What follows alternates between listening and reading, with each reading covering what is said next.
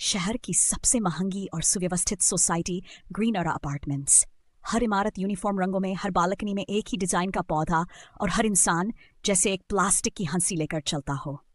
पर इस परफेक्ट तस्वीर के कोने में एक धब्बा था, एक कोना जहां ना कोई बैठता था ना रुकता था। वहां खड़ा था एक पेड़, ना बहुत बड़ा ना बहुत पुराना, लेकिन कुछ उसके पत्ते हर वक्त हिलते रहते थे, यहां तक कि तब भी जब बाकी सभी पेड़ एकदम स्थिर होते। इस पेड़ के बारे में कोई खुलकर बात नहीं करता था, पर हर किसी की नजर उससे बचती जरूर थी। उसी पेड़ के पास पहली बार कुछ बदला था जब सोसाइटी की सीनियर मेंबर अर्पिता आंटी उस पेड़ के सामने बैठी। वो रोज सुबह टहलती थी, लेकिन उस दिन कुछ अलग हुआ। शायद थक गई थी या शायद कोई खिंचाव था। वो पहली बार उस पेड़ के नीचे बनी पत्थर की गोल बेंच पर बैठ गई। धूप हल्की थी, बेंच ठंडी थी और मोबाइल उनके कान पर था। वो बात कर रही थी, आवाज में वही हमेशा वाला आत्मविश्वास। वो कंट्रैक्टर से काम की डील पर बात कर रही थी। सब कुछ नॉर्मल चल रहा था। फिर अचानक उनके चेहरे की रेखाएं सख्त हो गईं। उनकी आंखें कहीं दूर देखने लगीं, जैसे दिमाग अब उस बातचीत से अलग किसी और जगह भटक गया हो। फिर बिना किसी इशारे या बदलाव के उनके मुंह से एक वाक्य निकला, वो 20 लाख का कमीशन मेरे अकाउंट में है, बोलना मत किसी से। उन्हें खुद नहीं पता चला उन्होंने ये बात क्यों और किससे कह दी।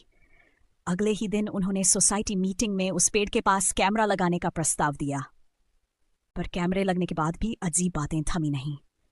एक और दिन आर्यन 9 साल का बच्चा अपनी माँ के साथ पार्क में आया। माँ मोबाइल में बिजी, आर्यन पास के पेड़ की ओर बढ़ता है। उसके पैर धीमे हो जाते हैं। फिर जैसे किसी जादू से खिंचता हुआ वो उस पेड़ के पास बनी उसी बेंच पर बैठ जाता है।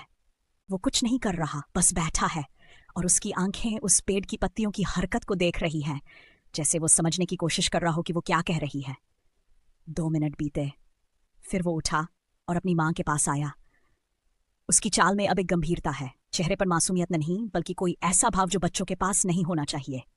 पापा को तुमने धक्का दिया था ना उस दिन, टेरेस पे? आर्यन की माँ ने कभी ये बात किसी से नहीं कही थी, ना पुलिस को ना परिवार को। पापा की मौत को दुर्घटना मान सब चुप हो गए थे, लेकिन उस पेड़ के सामने बैठे कुछ ही मिनटों में एक बच्चा वो बात बोल गया जो उसने कभी जानी ही नहीं थी। इस बात के बाद लोग डरने लगे। कोई उस कोने के पास नहीं जाता। सीसीटीवी हर बार उसी क्षण बंद हो जाता जब कोई उस पेड़ के पास होता। सुरक्षा गार्ड से पूछा गया, क्यों नहीं देख पाते? वहां जाकर लगता है जैसे मेरे ही अंदर कोई मुझे पकड़ रहा हो। वो पेड़ चीखता नहीं है, वो बस धीरे धीरे आम की बसी हुई हुई सच्चाई को खींचकर लाला वो पत्ते फुसफुसाते हैं।